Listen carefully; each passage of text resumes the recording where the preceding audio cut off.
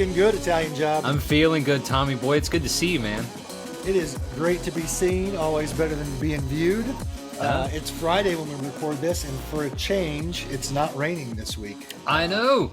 And I know we need the rain, and yet it's cliche to say, but I'll take this sunshine. So here Absolutely. Yeah, I queued a workout called the kitchen sink on Wednesday when it was pouring down rain and made the joke that, hey, listen, you're going to get wet at the kitchen sink. It's just how it happens. You can't wash dishes without getting wet. So it was a sandbag workout where we carried our 60-pounders the whole time and just did a full body beat down with a sandbag at the kitchen sink in the rain. So if you haven't done that before, I recommend it. Venting across the Twitter sphere about that workout. Yeah, apparently. Which means it was a success. That's right. That's right. If people are upset or in pain, that means that they did something. So yeah, I mean, I'm still sore and it's 2 days later. So that should tell you it was intense. It was intense. Yeah, I don't sign autographs. I'll leave mark on hamstrings and delts and things like that, though. So there you go. That's my calling card. I hear you. Hey, if you're going to get up and be at a workout at 5:30 in the morning, it's got to be worthwhile. So I agree.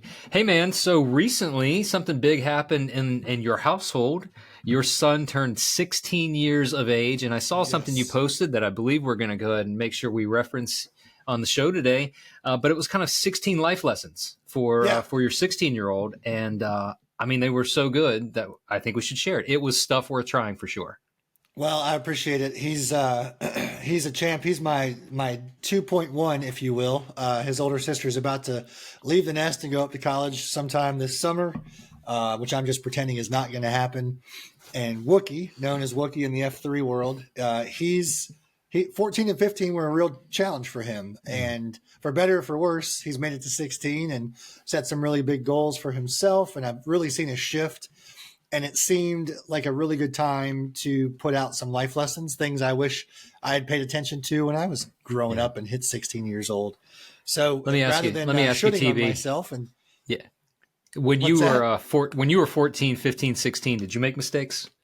I think I made all of the mistakes, and all of them more than once. The best part was there was no social media to capture it, right? So these are lost in time and no evidence and nothing that you can get caught out. Well, I don't know about lost in time, because the neighborhood I grew up in, there were plenty of moms that were always keeping an eye out on everyone's children. So to this day, in fact, odd coincidence, a childhood friend's mom came across the country to visit my parents. And we had dinner, and she brought up a few mistakes that I had made. Of course, it was in jest, but she hadn't forgotten them. So I wonder if the mom's mind holds more data than Google does. That might be a future podcast or conversation to have. Yeah, have our moms on the show and see how that goes. I don't know about that. That might be our top watched episode ever. So. Oh man. Anywho, well, let's do this. Why don't we, first and foremost, thank you for bringing it up. I feel like, again, it's important. I left a hard copy for him on his pillow that night, and we talked about it the next morning on the drive to school, just asked him openly what his thoughts were. And it was a really good conversation to have. Probably one that I need to do better at having more often, just checking in with a heartfelt quarterly, hey man, what's going through your brain? How can I help? Any obstacles I can help remove? And avoid being a snowplow or a helicopter parent. But why don't we do this? We'll play it, and then we can chop it up after that. Sound good? I love it. Great idea. All right. We'll let her rip here.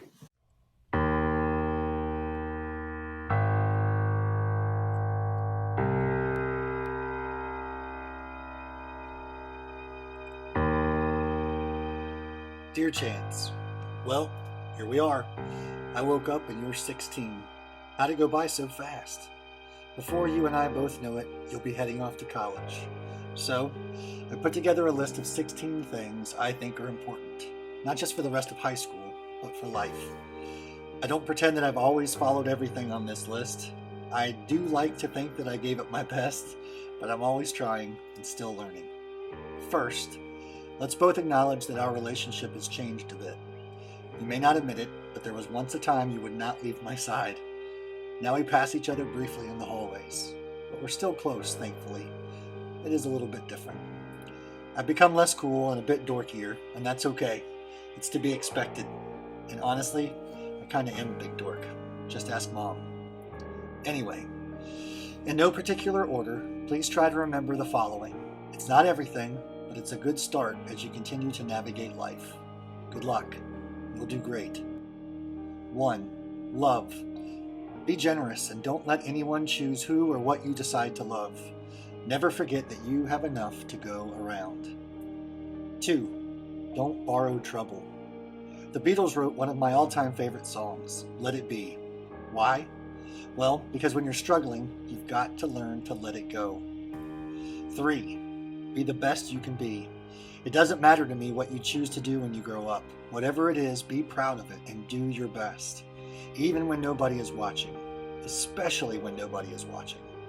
Quick reality check. The odds of graduating college and making millions of dollars are slim. But honestly, money is overrated. More on that later. 4. Learn to listen. Waiting to talk is not listening. Instead of thinking about what you want to say next, try just listening. 5. Family. Don't take it for granted. Unfortunately, they're gone before we're ready. Tell them you love them every day. Someday you won't be able to, and that hurts. 6. Friendship. Cherish it. Be a good friend. Take a genuine interest in what others do. It's not always about you. 7. Attitude and effort. So much of life is about how you approach it and what you put into it. If you're positive and work hard, things will work out for you in the end. 9. Education. It matters. Maybe not now, but it will. I promise you won't regret becoming a lifelong learner. Read, learn, explore, repeat. 10. Mind your manners. Open doors for people. Say yes ma'am, yes sir, yes please, and no thank you. People notice. 11. Learn to cook. You've got a great start. Keep at it. It's not that hard, and a home-cooked meal at the dinner table with your family is something to be treasured, especially with how fast we move today. Hate. Don't waste your time. You can't control others, but you can control how you respond to them. Don't give people the power to control how you feel. 13. Be a leader, not a follower. Lead by example. Don't ask people to do something you are unwilling to do yourself. Remember, if you have to stand on a chair and shout that you're in charge, you're most definitely not. 14. Spirituality. Follow what you will, but find something that matters to you and make time for it. Not just when you're troubled or on Sundays. That's easy. Carry it with you and live by it. 15. Money. It's necessary, but don't become a slave to it. Save, save, save. And remember this. You will be measured by what you've given back, not by what you've earned. So be generous with your talents. And 16. This too shall pass. There will be times when you think that whatever you're going through will never end. It will, I promise. So don't be in a hurry to grow up. Someone once said we spend our childhood wanting to be older and our adulthood wanting to be younger. Enjoy being young. Your youth will go by faster than you think, along with your hair. I adore you, Chance. Love you, mean it. Dad.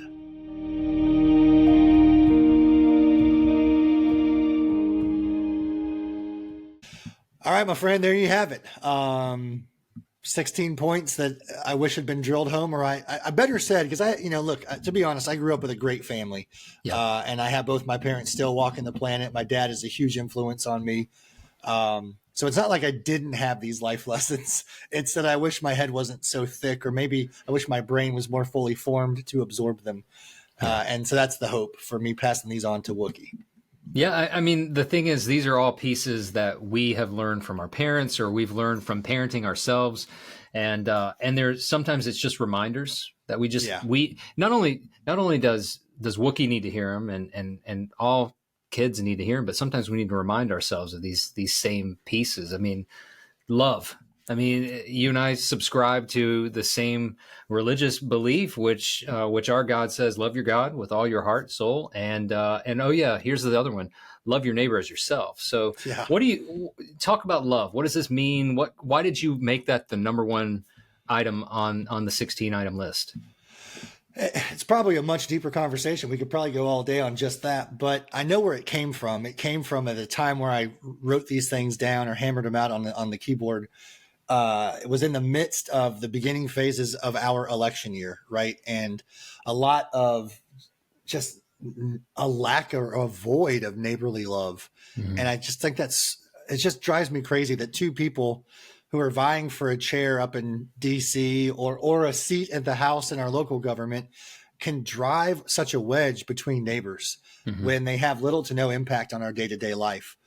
And we in F3 talk a lot about virtuous leadership, and the foundation of virtuous leadership is to lead with love. So it was kind of twofold. It came from, I hope that he develops into a leader that leads with love, and also has a reminder that not only are you called to love others, but you're called also to love, invest in yourself, love yourself. Yeah. There's study upon study upon study out there of people slipping into depression and malaise and making these life choices because they don't have they have a lack of value. And that really has to start with ourselves. It's, you can't rely on others to make you happy or live a joy-filled life. And if you don't have that sense of what it means to love yourself, and again, going back to our Christian faith, we are a creation of God, and we are called to honor that creation, and you do that with love. So It really was, the idea was, if you are living a life that is guided by love, it's really hard to mess those things up, I guess is the best way I can put it. That was a long way to get there. No, I agree. When it comes to, someone told me one time, he said, I filled my coffee up. The mug was full. And I'm walking around the office and someone bumped into me and I spilled my coffee on the carpet. He said, and I was angry because I spilled my coffee. And he said, but it's no different than in your life. If you fill your life with love and joy, you will spill out love and joy. You're going to spill whatever your cup is full of. So if your cup is full of negativity, frustration, irritability, anger, well, guess what happens when someone bumps you? You're going to spill whatever it is. And so if you fill your cup with love and you spill that a little bit, well, you know what? That's a stain that I'd love to have on the carpet. A love stain, I'll take it. And that sounded really nasty, by the way. Yeah. Really bad. Sorry about that, Mom. We'll put that on the next T-shirt. No, let's move to number 2. We'll go from love stain right into number 2. Just swinging and miss, man. That's all good. That's one for posterity. We'll make that one of the Instagram reels. Yeah, there you go. Yeah, well, here's what we'll do. Rather than just go through the list, I want to balance it out because I also mentioned, number 12 was hate. And it was important not only to talk about the value of love, but the lack of value, the valueless noun here, which is hate. Don't waste your time. You can't control others. Again, we've got people pulling us in these different directions. We make the choice, right? We can control two things: our actions and our attitudes. No one makes you angry. You choose to be angry because of somebody did. Mm-hmm. It said a lot too. We're taught to hate. It is not a natural human state. We are taught to hate. And so it's just a reminder, man, don't waste your time, because that's all it is. You're going to get pulled in and frustrated and lose sleep or make a really dumb decision because you're so angry at somebody else. And it's just that reminder of control the things that you have in check, and it's your actions and your attitude. Yeah, you're exactly right. I mean, the thing is, I'm reminded of when my children were small, and what we talked about, the political parties and how they're trying to divide, and they tell you that there are divisions in the world. And then when you look through the eyes of a child, they don't see differences in people. They don't see hate. You learn that from somewhere. And through the eyes of a child, there's no hate. There is no hate, because that you are made to love. And hate is something that you have to make a concerted effort to do. So there's no time for it. It's a waste of time. So you nailed that one. I think too, a lot of this stemmed from what is the path I hope to open up to Wookie, to my son, versus, again, guiding him every step of the way. Because at some point he's going to have to go off and do his thing. Mm-hmm. And so a lot of this came from, attitude and efforts on there, right? We just talked about it. Education, these things matter. Money matters. And it's not every piece to the puzzle. Right. A lot of folks get caught up in so many things. I think it's when we talked to Terry Williams, that the point was made that on their deathbed, people don't wish for $5 more. They wish for 5 more minutes. And it's probably because we've forgotten somewhere along the way that we had 5 minutes that we kind of squandered because we wasted it worrying about something that we couldn't change or trying to change something that never will. And so these points really wanted to drive home that message to him that, like, man, you're going to live your life. And I hope that these are guideposts for you, or reminders along the way that you can always go back to the well and pull from these things. And look, 16 isn't the be all end all number, right? These are just the things to tie into the fact that he had turned 16. What are your kids are a little bit younger than mine. What are a few things that 16-year-old Dustin would have told you, wish that you could tell yourself then, that you hope that your kids pick up on? Relationships. The most important things that you're going to have in life, relationships with your family, relationships with your friends. What happens, and it happens to all of us, you go separate ways. I don't keep up with my buddies that I grew up with in school, in elementary school, middle school, high school, and I don't keep up with my college friends. And I look back on it. You know, I've been to some funerals, and I look back and say, man, I lost touch. And it makes you think back to those good times. But those relationships absolutely matter. Building those relationships, because when you're 20, your focus is, I want more money. I want to focus on getting money. And then when you ask people who are advanced in years, who seem to have made it, what kind of stuff, what would you tell yourself? Stop chasing the dollar. They'll tell you relationships are more valuable than the cars, the house, and all the things that you're chasing. The relationships are the most important. The things I try to get my children prepared for, as far as, life, we need to teach them right from wrong. That's our obligation. There is a right, there is a wrong. And just because everyone says that a wrong is right doesn't make it right. So we have to teach them right from wrong. Resiliency. You are going to hit a roadblock. It's going to be a challenge. Not everything is rainbows, sunshines, and jelly beans. It's going to be difficult. Resiliency, patience. Patience is of paramount importance. And it's not only when you're sitting in traffic, but it's patience with, I thought I'd be further along than I am now. I thought that I would have whatever the thing is. Be patient. It will come. You have to be patient. Confidence. That's something that I wish that I would have told myself younger. Have confidence. You have the strength inside you. You have value. You know something. Share it with confidence. Don't be to the point that I'll let someone else speak up. No, you have this. It's innate in you. Have your confidence. Respect, not only for others, which is paramount, but respect yourself. Respect yourself and what you put in your body, what you ingest, what you watch, what you eat, what you listen to. Respect yourself. Respect others. Love. You hit it right from the jump. Kindness. Kindness is of paramount importance because out of all things you can be kind. You want to be kind because the world has a lot of brokenness, ugliness. It's soiled. But kindness, man, it goes a long way. A kind word, a smile, these things matter. And you never know when a little bit of kindness will change someone's outlook. It will change their life because they're in a rough spot. So kindness, tolerance, being tolerant of people who don't look like you, who don't act like you, who don't think like you, who don't believe what you believe, don't eat what you eat. Tolerance. You have to have tolerance for other beliefs and everything else. If you think that you've got it all figured out, then you don't. That's a misnomer. So have tolerance for others. It's our job as dads and as parents to instill these values because we know our children are going to face hard times. It's innate. Hard times will manifest. It's how are you going to get through them? By teaching these things early on, your children will be prepared to not only get through, to endure, but to thrive on the other side. So those pieces, I read through your list and thought, man, every single one of these, I wish I would have listened, because you mentioned it before, TB.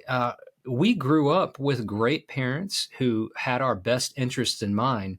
And before we hit record, you were telling me a story, and I think it's incumbent upon us to share this story. Your dad did something that was audacious, was ridiculous. Why in the world would you do this when you have so much writing on it? Tell everybody who's watching and listening, what am I referring to? I'll preface it by saying one of the things that's not on this letter to my son is empathy, because he exudes it. Like, it would be trying to tell a bicycle to just go with two wheels, right? It's like, yeah, that's all I know. And he definitely gets that from my dad, which means somewhere in there, it landed with me as well. But I was about to graduate high school. My dad, the reason we moved to North Carolina was because he was recruited by a major retail store, and I'll just leave it at that. And he was a manager for a store, top seller, and did all these great things. So much so that they invited him to Southeastern Conference in Florida, and he thought he'd make it fun, invite my sister down. Back when you could pin a $20 bill to a kid's collar and throw him on an airplane, and treat her to Disney World. So day one was meeting. Day two was going to be father-daughter at Disney. So the first thing on the jump of this meeting is check-ins. So all the regional managers are checking in. I don't remember the state, doesn't matter. It was not North Carolina. A guy said the Carolina stores, I believe, would do a lot better if they fired all the N words and F words that work there. And then continued on with his bullet points. Nobody said a thing. They're taking notes at this point. And my dad looked around the room just completely dumbfounded and interrupted and said, I don't believe I'm in the right group of people. I wish you all the best of luck. And he closed his padfolio, left the meeting, took my sister to Disney the next day, came home, told us all that he's probably going to be let go from the company. Sure enough, the next day, the father-son CEO of the company came through. He gave him some more tips and things that he was doing that were seeing great results. And they said, thank you, walked him back to his office and had him pack up and leave. So what has always struck out with me from that whole experience is he came home. He was very open and honest with us and sincere, and said, we're going to figure this out together. I don't want anybody to be worried or scared, because there's always an answer. And then he turned that situation into what is now the company he started back in '94 and has never looked back. He's sold it a couple of times, and they always keep him on because he's so dang good at customer service. And that's what he kind of reinvents time and time again, is how to treat people right. You said be kind. Yeah. My dad is, to me, the epitome of what it means to be a kind person. Yeah. And if that's what I walk away with, I think that's more valuable than any blank check I could be handed.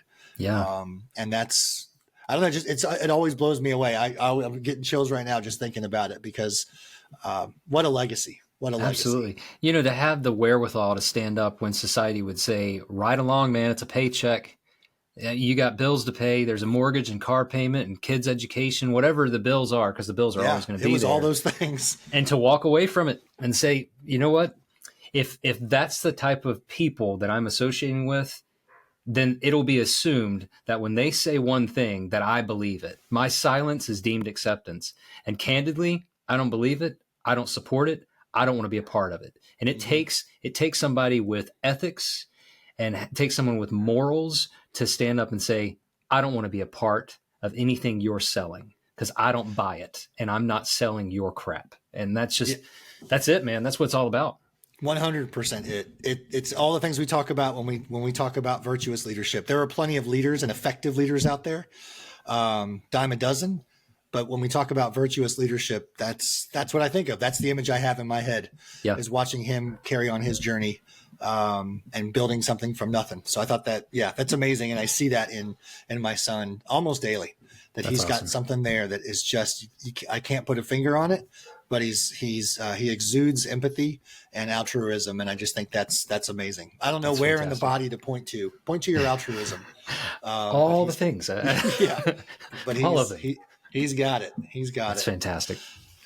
Well, man, I always enjoy talking with you. My hope is that these conversations, because I know they're a gift to us when we get to hang out together, but also when we bring folks on the show, truly are a gift, because we learn something new every time. And my hope is that the folks who are dialed in take a nugget or two away. We're always open to bringing folks on the show. If you have a story that you want to share, that's stuff worth trying and other people need to know, we'd love to be that platform. You could reach out to us on Twitter. You can reach out to us at tommyboy@f3nation.com or italianjob@f3nation.com. Ping us on Slack if you're using the F3 Nation Slack channels. We'd love to hear and share stories, because my idea is going back to yours Italian job, let's fill the coffee cup and spill it. Cup runneth over with stuff worth trying. Exactly. Nailed it, man. Thought to leave on. In dark days, be a lamp. In cold waters, be a lifeboat. In low places, be a ladder. Bring hope to the hopeless. Be a shepherd to the lost. And do it all without bringing attention to yourself. I love it. And above all, maybe not above all, maybe beneath all, be good or be good at it. Love you guys. Thanks for watching. Thanks for listening.